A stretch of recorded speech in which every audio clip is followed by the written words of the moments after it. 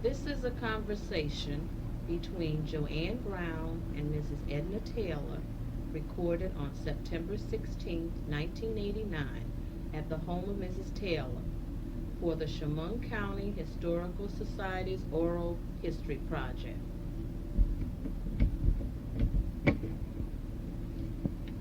Mrs. Taylor, when did your family first come to this area?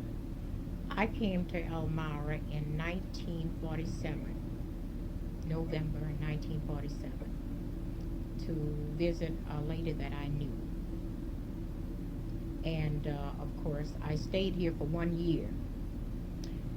And I went back to Florida, where I came from, and stayed 2 months.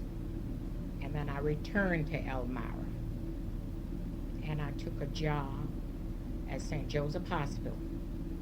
And I worked there for more than 2 years. Then I went in to domestic work. And I worked for Mrs. Ben Feidemann, Mrs. Nathan Rubin, and several other people I worked for. This is what I did. Then I returned to St. Joseph Hospital and worked there again until 1965, when I went to the A&P plant up in Horseheads to work. Okay, can I ask you, what kind of work did you do at the St. Joseph's Hospital? I worked in housekeeping there. I worked in housekeeping, and I was a unit aide. You know, that makes the beds, you know, take care of making the beds. So that's the department I worked in. And you were saying that when you left St. Joseph's Hospital, you went to the A&P? I went to the A&P plant September 13th, 1965. And there I worked from that time until the plant closed. I left there, the last day I worked there was April 23rd in 1982. Then I came home, and I stayed home for a while. And I started back doing domestic work. And I did that until I retired. Okay, were there a lot of blacks working when you worked at the A&P plant? Yes, there were a lot of blacks. But they worked in the plant in different departments. But I was the matron there. And I took care of the uniforms and, well, the ladies' locker room. That was my job. Do you remember some of the people, some of the black people that you worked with there? Oh, yes. Many of them I remember. Yes. Jean Brooks. And, oh, so many, you know, but she's one that stands out in my mind. And several others. But she would always come down the locker room and be with me each day, you know. So this is why I remember her so. And too, that we were in the same church, you know, would say. Okay. Were there any blacks in supervisory positions or at the A&P plant? Yes, there was a guy that came from, his name was Brigham, I believe his name was. He's from Corning. And he was one of the supervisors there. And there were several others, but I don't remember the names. I just can't remember the names right off. Okay. Now you said that you came to Elmira from Florida. Yes. How was Elmira different from Florida, from your hometown? Well, I would say it was different for, I say, job-wise. And it was, I don't know, I had a good job when I was in Florida, but I just wanted something different. And so knowing this lady, she asked me to come and live with her. So she asked my mother, could I come? And my mother consented, and she said yes, and so I came. And as I said, I stayed with her until I returned, and then I came back. When I came back, I didn't stay with the same lady this lady, she knew about me, and she wanted me to come back to work for her. And during that time, it was a place to call the Erie House over on Railroad Avenue. And I worked over there. And until I, as I say, I went to St. Joe's. What's the lady's name who you lived with when you first came? Thelma Gray. Her name was Thelma Gray. Of course, she's married now. She's on another name. Where did you live when you came here? I lived at 704 Dickinson Street. Was this an integrated neighborhood or was it a black neighborhood? Well, mostly black lived there on Dickinson Street during that time. I don't remember any whites living on Dickinson Street during that time when I lived there. What sections did the white people live in? Well, I would say out west side, and I would go around on Lake Street. There was a store around there, and there were some white people around there. Used to go around there. There was a store we used to shop at around there, grocery store. Do you remember the name of the store? I don't remember, but I remember a guy that worked in there. I think he used to cut meat. His name was Red. We called him Red. When you came to Elmira to live, did you join any organizations? No, I only joined the church, and that was Monumental Baptist Church. And where was the Monumental Baptist Church located? It's on East Clinton Street, the same place it's located now. And who was the pastor at that time? Reverend Johnson was the pastor at that time. And of course, I was there under the next minister came was Reverend Roberts. And then a Reverend Thomas came. And I was there under his leadership. And then I left there and I went to All Saints Home in 1953. And who was the pastor at All Saints Home at that time? The pastor at All Saints Home was Reverend Woods. He was the pastor there. Did you have any, join any organizations in your church? Yes. The Christian Council. In fact, I was the first president of the Christian Council in my church. And of course, we had things in our church that everybody was a part of it if you was a member of the church, like the prayer and Bible band. And I never was a member of the sewing circle, but I hear them talk about that, how nice it was. But we used to go from house to house and have our prayer and Bible band. Like it would meet like in alphabetical orders. And this is what we used to do.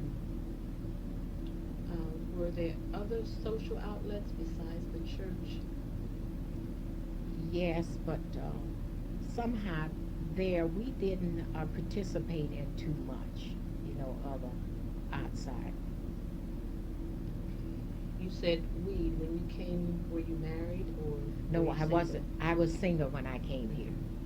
And I met my husband at Monumental Baptist Church. He was a member there.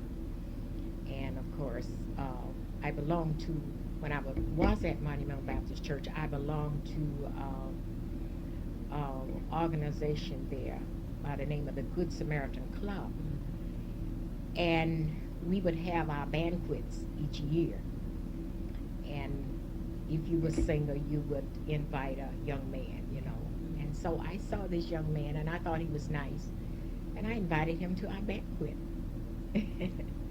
And so he seemed like he started liking me from that point, And, of course, he was working to General Electric. And my sister's friend was working there. And he used to send messages to me by this guy who is my brother-in-law now. And he said he liked me. So he wanted to know if he could start coming to see me, So I consented. This is how the courtship started. Very interesting. Yes. And he was a nice young man, and so eventually it led into marriage. Did Did you have any children to go to school in this area? Oh, yes. I had one when I came here. Well, I got him, he was by my first marriage.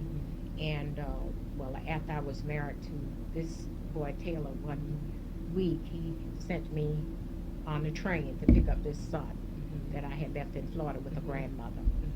And I brought him here, and he started to school here, over at the old Laganigro School. This is where he first went to school. Did you visit the school much? Yes. I always went to all of the PTA meetings, and my husband did too. We attended those. Whatever went on in the school, we had a part of. Were you ever officer in the PTA? No, I wasn't. No. I was an officer. Were there any black teachers at the school where you were a child? Yes. This is Winfield. I remember her very well. And I believe she was the only black teacher at that time there. I believe, if I'm thinking correctly. Do you remember what year this was? In 1950. Yes, it was the year 1950. It was the year I was married to Boy Taylor. Was this teacher ever your son's teacher? Yes, she was his teacher. Yes, she was his teacher.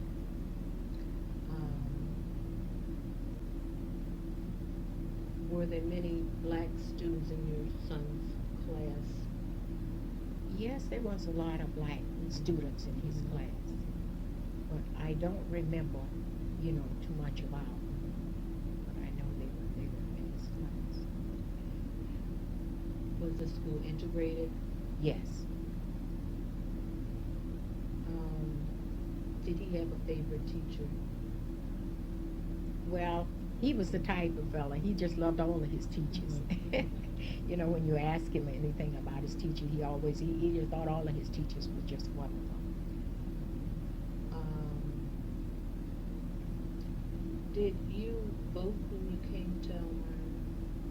Now, when I first came here, I did, because really I didn't know anything about voting, And so then somebody was talking to us, said you should register to vote, and so I did. So I was Republican, then I switched over to Democrat. Why did you switch? Well, I just thought I had a feeling that the Democrats could get more done, and so this was my reason. Okay. You said that you didn't vote where you came from. No, I didn't vote. In fact, nobody never encouraged it. So I didn't know anything about voting. Okay, were any of the black people in your area where you came from, did they vote? I don't know anything about it. Okay. If so, I don't remember anything about it. And so your family probably, did they vote? Never vote. No. So you were the first to vote? The first one to vote, yes. Did your husband vote? Yes, he voted. Were you involved in any activities during the civil rights period? No, only belonged to the NAACP meeting. Okay. That's all. When did you first join the NAACP? I don't remember the year. I really don't. What year that was when I joined. Did you participate in any of the marches that were here? I know there were a couple of marches that took place in Elmira. Did you participate in any during the 60s? During the 60s, yes, I marched. I remember marching. Can you tell me a little bit about that, how you felt? Well, I just felt like it was for a good cause, and I wanted to march, and so we marched. I'm not sure, but I think it started at the neighborhood house. Okay. Is where we marched. And where did you go from the neighborhood house? From the neighborhood house, somewhere around the city, we went. Do you remember? I didn't. I'm sorry. But during that time, you just took it as just doing something, you didn't take it too seriously. But you was just following the crowd. More likely, this is what I was doing. But as you know, of course, I was young too. You know, and since I'm older now, I say I should have taken more notes of everything. Do you remember any of the organizers of the march?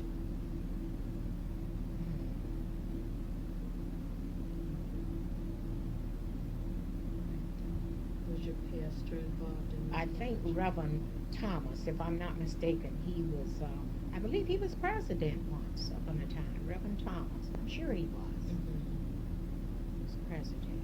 Okay, what year was this march? Do you remember?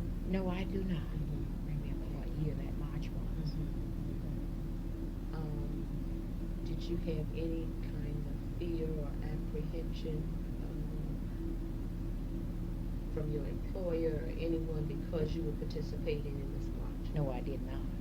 No, I did not. Were there a lot of people participating, black and white? Yes, there were. A lot of people. Were any of your friends involved in the march? Or did any of your friends march with you? Well, there were friends that marched with me. And but as I say, we were just marching. I don't even remember who they were. It was a lot of people that was taking place in the march. Did your husband participate in the march? No, too? he didn't march that time. Mhm. No. In fact, he had to work. Were there any other members of your family participating in the march? Now, this I don't remember if my sister marched or not. I really don't. I should have asked her, but I don't know if she marched.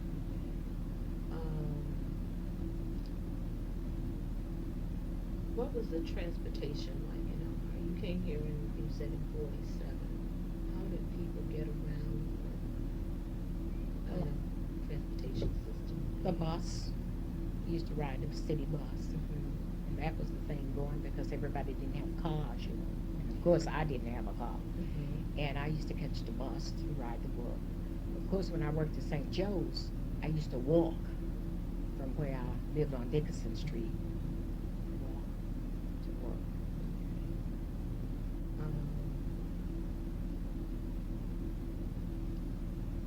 When you were working at St. Joseph's, do you remember who your supervisor had been? Yes, her name was Savine. And in fact, she's still at St. Joe's as a volunteer worker now. But I worked under her. Were there a lot of other blacks working there, or? Yes, there were a lot of other blacks working there, especially in housekeeping. Were there any blacks in other positions like nurses, doctors, or some other like supervisory position when you were working there? I don't remember any doctors, any black doctors. Mrs. Rouse was a nurse during some of the times that I was at St. Joseph. She was a nurse there. I know she was.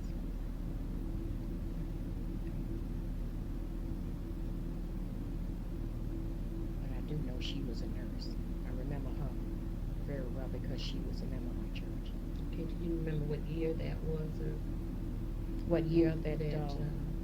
this was taking place? Mhm. Well, when I first went to work at St. Joseph, it was 1948 when I first started working. And Mrs. Rouse was working Well, there? yes, I believe she was there in 48. Um,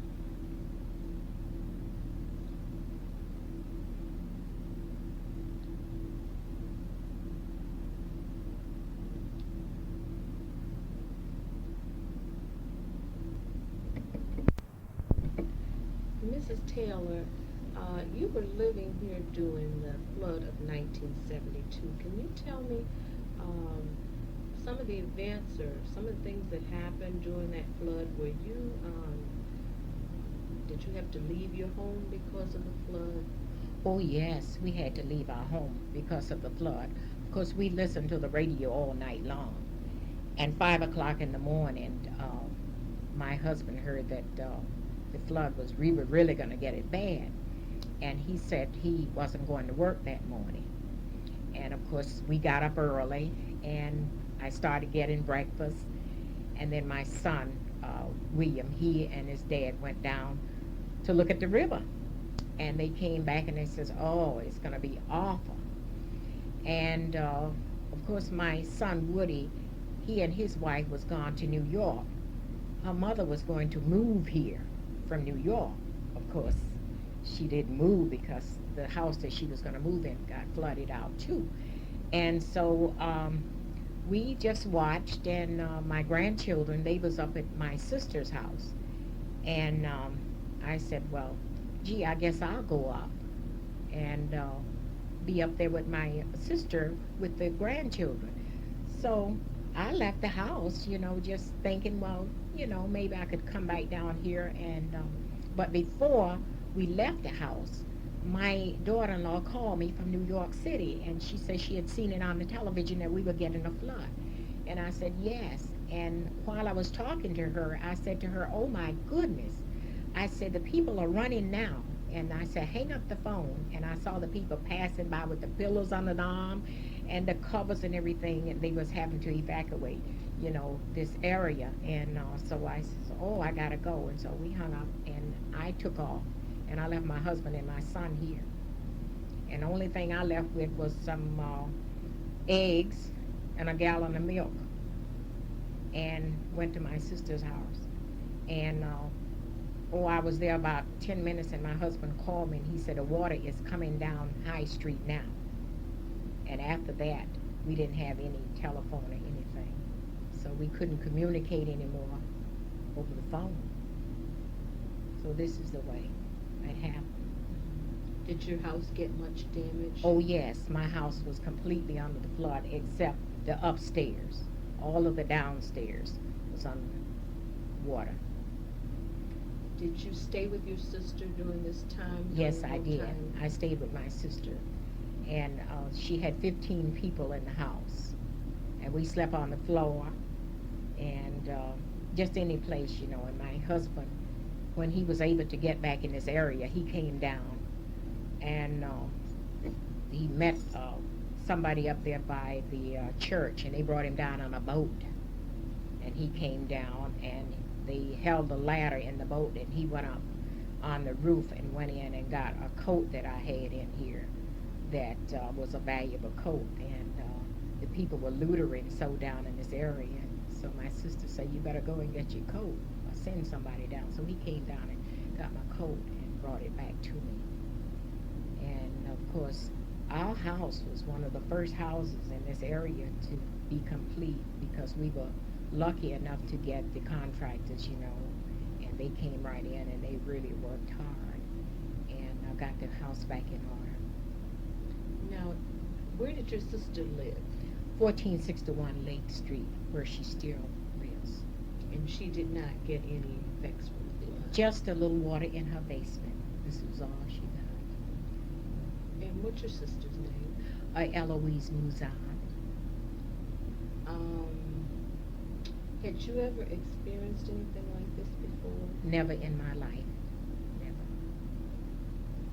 In fact, the lady across the street told me she remembered the 46 flood, and she said, where I live here, it just came to the bottom step.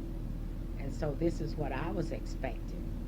If I had known it was going to do the damage and we get the flood that we got, I would stay around and we'd try to put some things away, But we lost everything downstairs. Was there any help or any organizations that helped during the flood to help you to recover? Yes, the Red Cross. We got aid from the Red Cross and the SBA. And of course, I belong to the United Council of Church Women United, and they helped out. And there was another church in Utica, New York, and that pastor came, and they helped our church, so that all of the members, in there would benefit from it that was in the flood. So there were some support groups? Yes, there were support groups. Yes. Was your whole street flooded? Oh, yes, yes. So everyone had to evacuate? Right, everyone had to evacuate from down. Do you remember any other events or anything else that happened during that period of the flood? Oh, yes. The well, the trees, they was just uprooted, you know, and it was a frightening thing. And I hear that one man said that he stood and he was living in Newtown Towers that time. It's now the George Bragg Towers, and he said that he watched the trees just uproot, and just was floating down the street. It was a frightening thing, really. I understand you said your sister had 15 people in her Yes. home. Were they all family? No, they wasn't family. There's friends she knew, and she just told them they could come there and stay, And I remember my sister would work all day boiling water. We had to boil all the water that we drink, and she would be boiling water and feeding and feeding. And of course, I would go wherever they was giving something. I would go and stand in those lines. And I remember once I went up to Elmira College, and they were giving vouchers up there. And I was so hungry that day, I pretty near passed out. It was hot, It was in June. And I remember the only thing I remember kind of reviving me, I kind of leaned up against the wall, the brick wall, and it made my arm cool. And so I kind of snapped back. But it wasn't easy. Do you remember any of the names of the families that stayed with your sister? No, I don't. I know my husband, Boyd, and myself, and my son, William, and I'm not sure my son Woody was with. I think they were there too. I believe they were there. Yeah, within his family. When they came back, this is what happened. They were in New York at first. And their home was also flooded. They found Yeah, their home yeah, flooded. they found their house flooded too. So they were there. But there were some other people that stayed with my sister. I don't remember who they were, but there were some people she knew. And she just opened her home to them when they came. Did everybody pitch in and try to help? Did you try to come back to your home to see what had happened after the flood, after the water had subsided? Did you come back? Yes, I came back. My husband, he had already been down here trying to clean out the cellar. And so I came down, and when I first came down, I did not expect to see what I saw. Because when I came, there was no steps. We had no steps. The steps just went someplace, we don't know where. And they lift me up in the back, and we just recently had the house carpeted, and you couldn't tell there was any carpet on the floor, only where you would step and slide in the mud, and then you could tell there was carpet underneath. You would see that. And of course, this plant down here, something blew up down there, and all of the oil washed up here. What plant was there? This was trails down there, and this oil, well, naturally it just got on the drapes and everything. It was just hanging on the drapes. And they had a bakery around there on the corner of DeWitt and Clinton Street, and all of their bread was in our yard. Bread or every place. It was an awful sight to see. It did a lot of damage. Yes, it did. A lot of damage. Were any of your, well, you said everyone had to evacuate. Yes. Some of your neighbors come back, and did you kind of help each other to? Yes, but get through everybody this? was trying to, do what they could for themselves.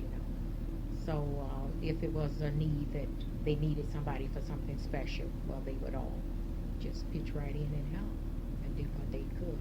Everybody just seemed like one big family. just seemed like it just brought a closeness. People seemed like they just loved everybody, and this was the way the white and the black was the same.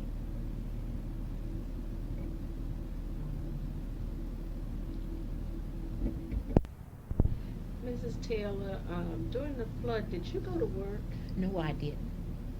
I stayed home because I knew there were so many things I needed to do, and I was out trying to get what I could, you know. And I'd go to all the places where they was given some vouchers and everything, and this is what I did. So they gave me the time off from work, just like they did many others that was in the flood. Was your husband able to go to work? No, he wasn't able to go to work.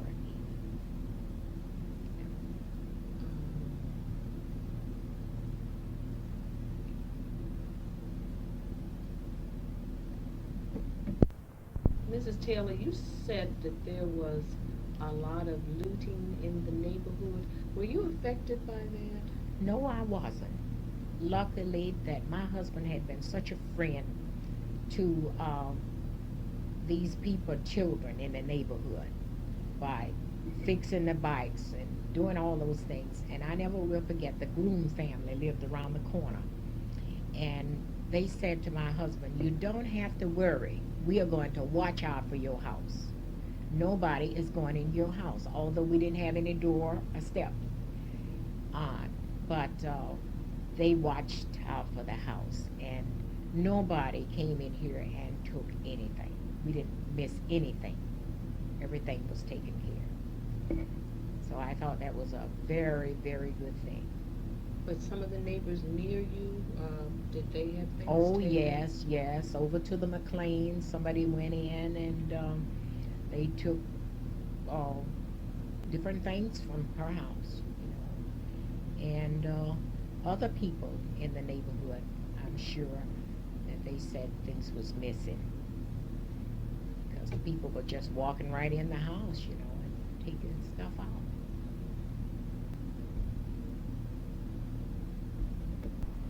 Mrs. Taylor, was your church flooded? Yes, it was. My church was flooded. It was in the flood. So we couldn't go to church for a while. Mrs. Taylor, you were saying that your church was damaged.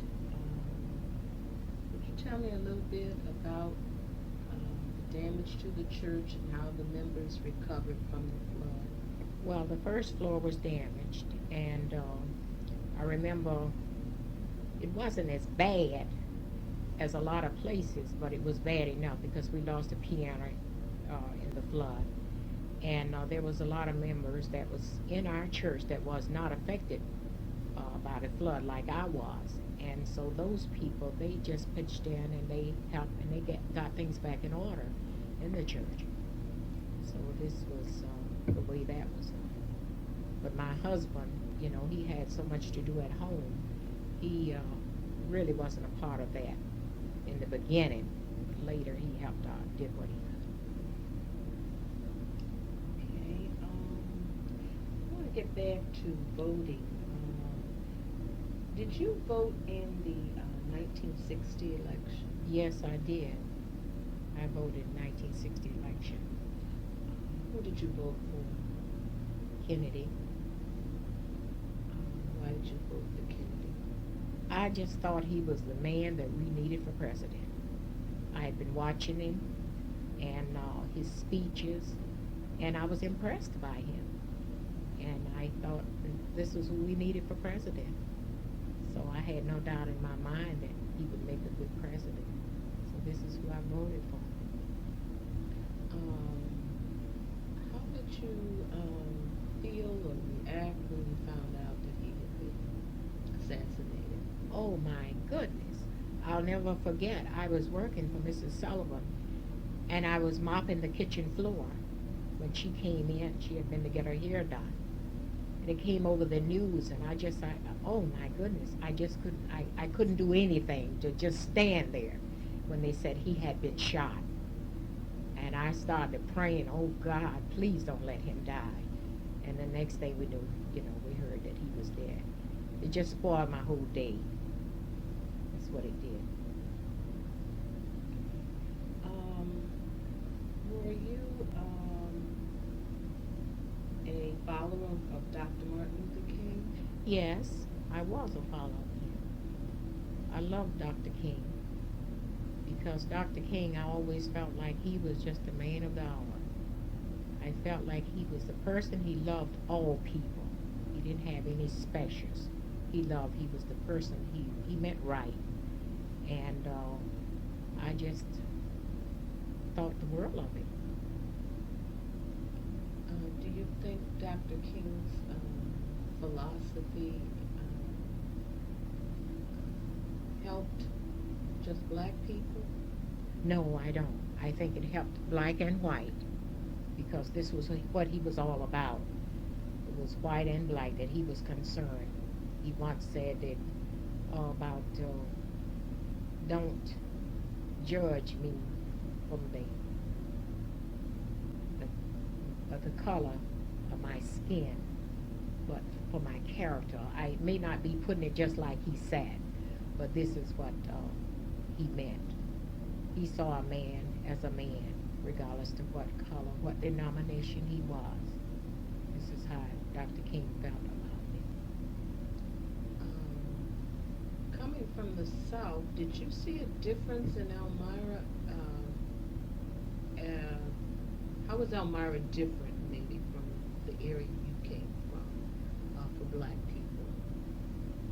Well, one way, the black people, and the white people participated more, I would say, together than they did in the South.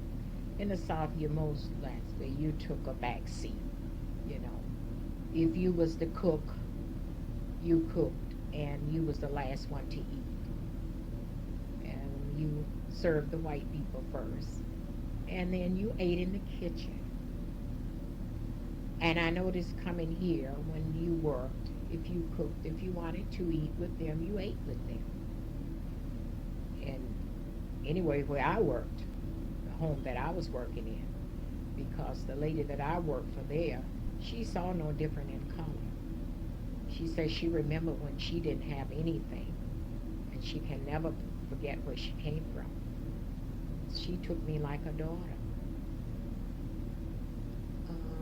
When you rode the bus here, you told me that to get around, there was bus service here. When you rode the bus, did you have to sit in the back of the bus? No, I didn't sit in the back.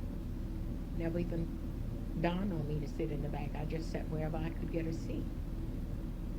Did you feel strange about that, coming from the South? Yes, I did. I really did feel strange about that because there you went to the back. You made your way to the back of the bus.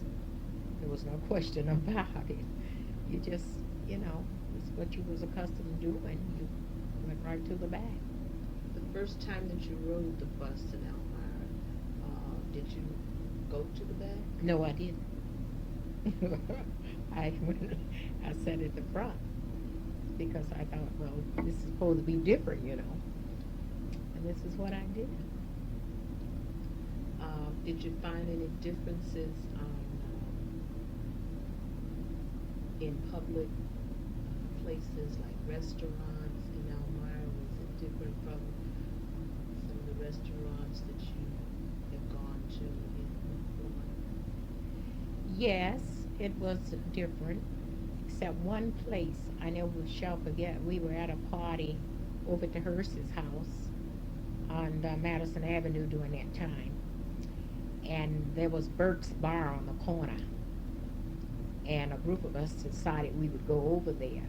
And when we went across the street over there, they started putting reserved signs on all of the tables. See, and for some reason they wanted to call the policeman as though we were doing something.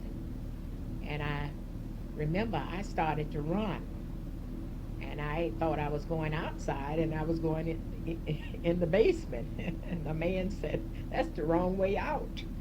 So anyway, I got outside. We went out, and we were standing on the corner when the policeman came.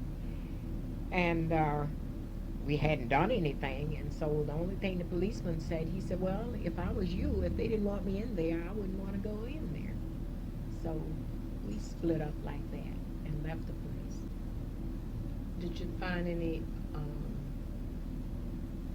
other places where you encountered prejudice, like in some of the area stores? No, not really. Not really. I don't remember ever encountering prejudice in the stores. Were there any black businesses in Elmira when you came in? Well, I say the Southern Kitchen, it was a restaurant, the Southern Kitchen. And the Green Pastures, that was operated by a lady by the name of B. Johnson. And Barry's Hotel, I remember that, because we used to go to those places. I can't remember. I do remember those places. Okay.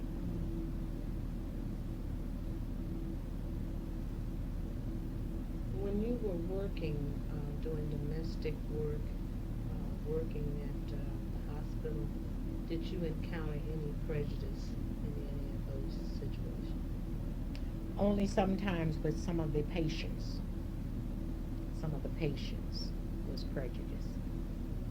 And, well, I remember once I was coming down the hall and I saw the lady, she was sitting there and she was eating ice cream. And I said, you enjoying your ice cream? And so she said, yes.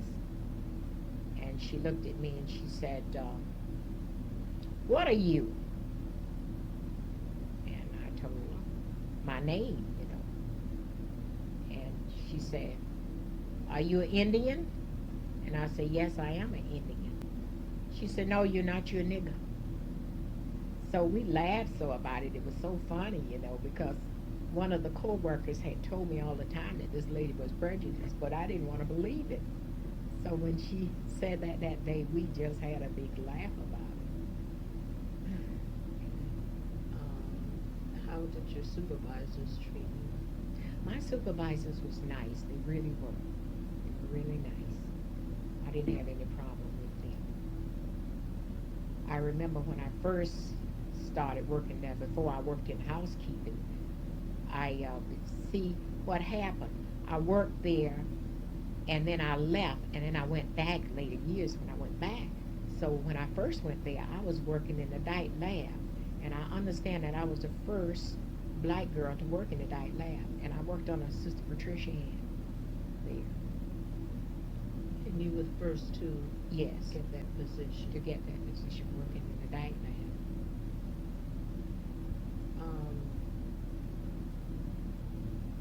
When you left that position, did they hire any other blacks? I'm to not work sure. in I that? don't know. Because see, when I left there, I went back to Florida. See.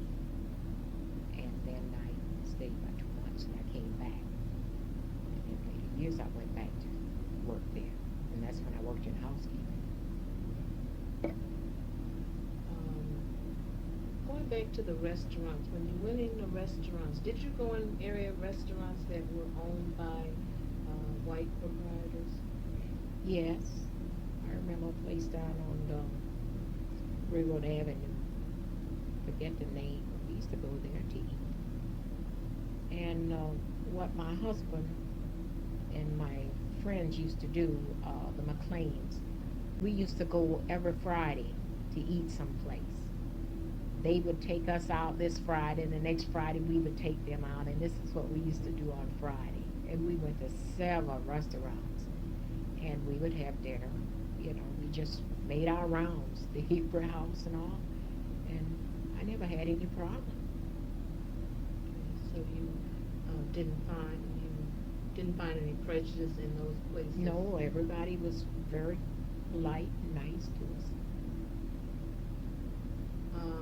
You were saying at one point you came to Elmira and then you went back to Florida.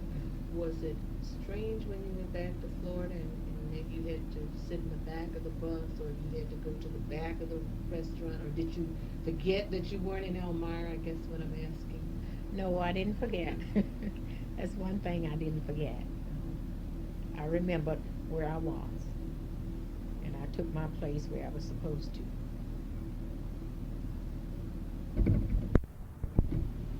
Mrs. Taylor, let's go back to the domestic jobs that you had in Elmira. How did you find out about these jobs? Well, I went to the employment office, and they would send you out, you know. So they sent me out on different jobs.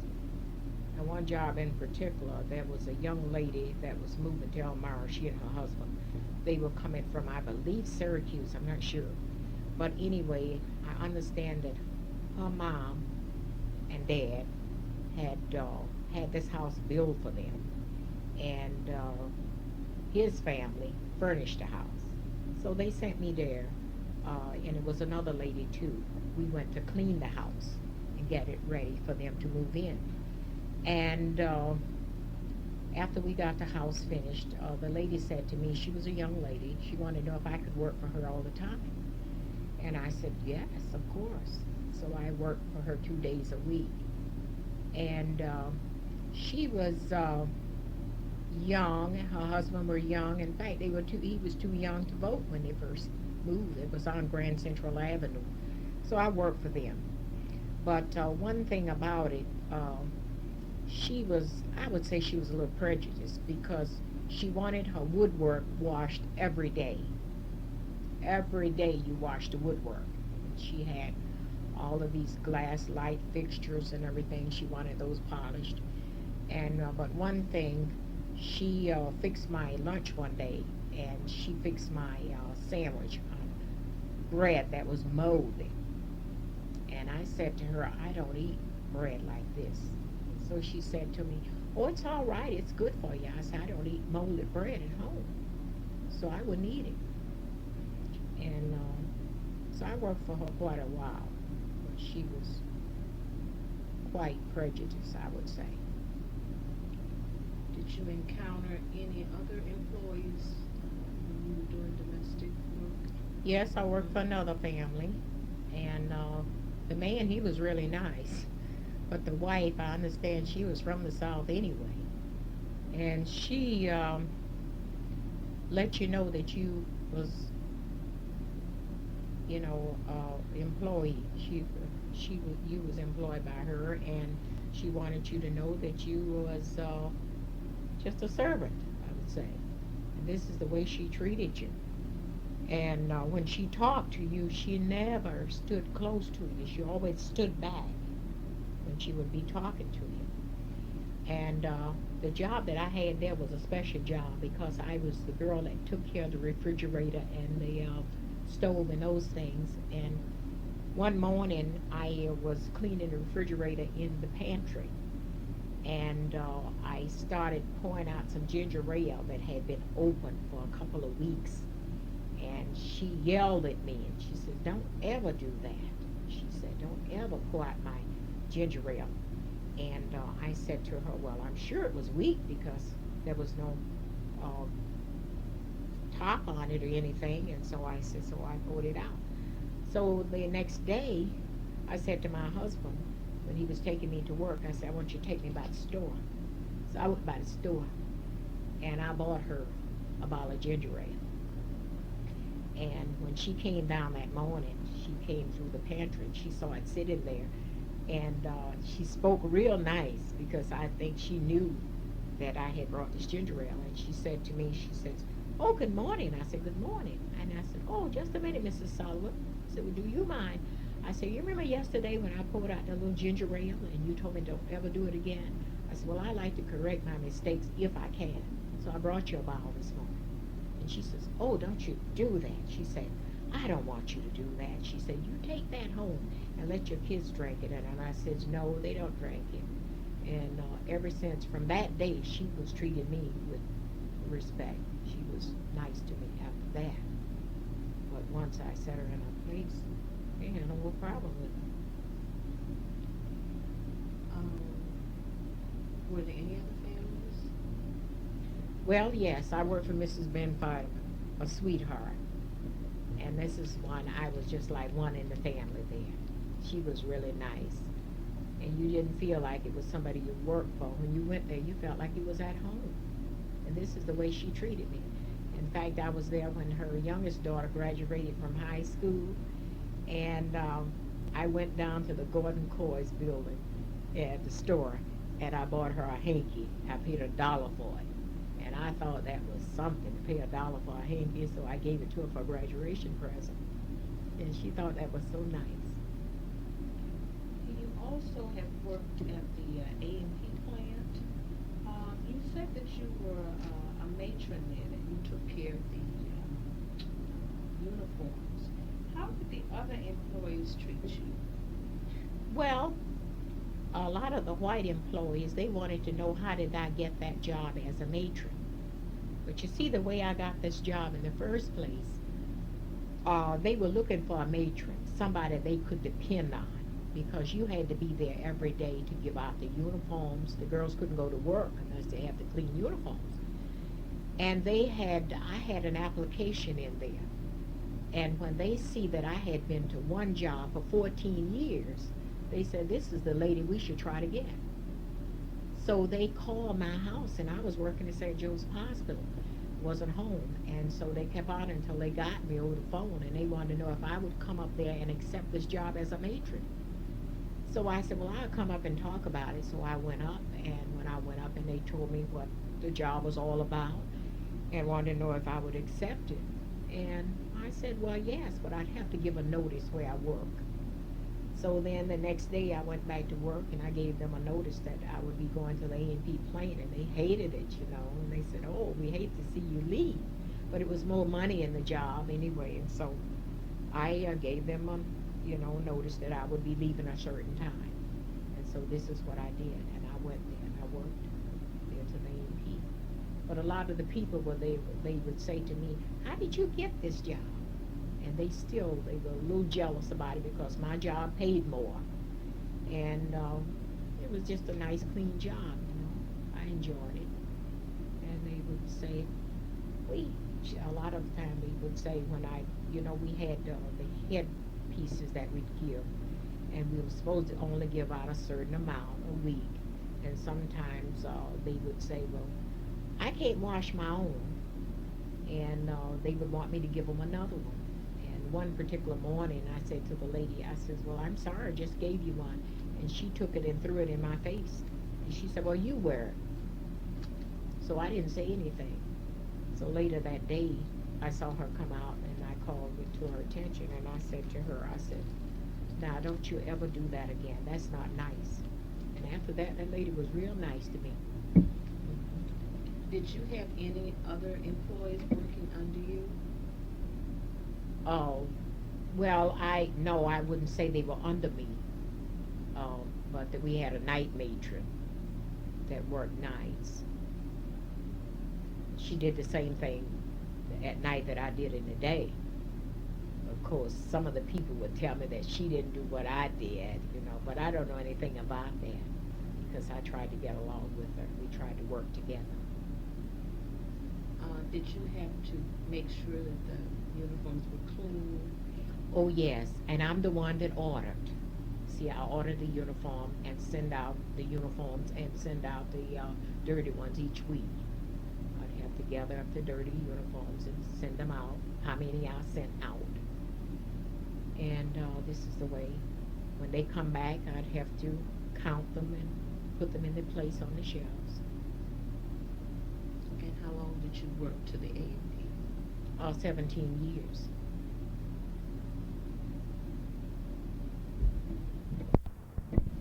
Mrs. Taylor, you said that you worked 17 years at the A&P plant. Can you tell me how your supervisors treated you? Well, I had some nice supervisors, and I had some that wasn't too nice. But my first supervisor, he was just a superman. He was really nice. He treated you like he was a human being. I didn't have any problem with him at all. And then we would get, I remember once upon a time we had one that was quite difficult to deal with. And he was always picking on you about something. If he had to walk behind you, say, "Do you have on stockings?" Because you were supposed to wear stockings. "You have on stockings?" And I say, "Yes, I have on stockings, but it don't look like it." I said, "Well, I have them on." And just little things, you know. But then a lot of the people that would want to know, how did I get the job? And, you know, because that job did pay more money than a lot of the jobs. And of course, I was asked to go into the office to work too, but I said no. I'd rather stay out in the locker room. I enjoyed out there meeting the people, so I stayed out there. And this is where I stayed until I left there. Okay. I haven't asked you about housing. You said that you, I think, lived on Dickinson Street when you first came to Elmira. And how was the housing in this area? Were the blacks and whites in the same neighborhood? Yes, we had blacks and whites, but it was more blacks than whites here. But we got along, you know, we didn't have any problem. In fact, my next door neighbor up and downstairs were white. And they were nice people. I had no problem with the neighbors. Can you tell me about some of the housing, some of the places you lived in this area? Yes, I lived in two houses. One house on 3rd Street, and I lived in another house farther down on High Street. I lived on 2nd Street. In fact, I moved from 2nd Street to Jones Court, and it was practically new when we moved in. And a lot of people wondered how we got in. But you see what happened.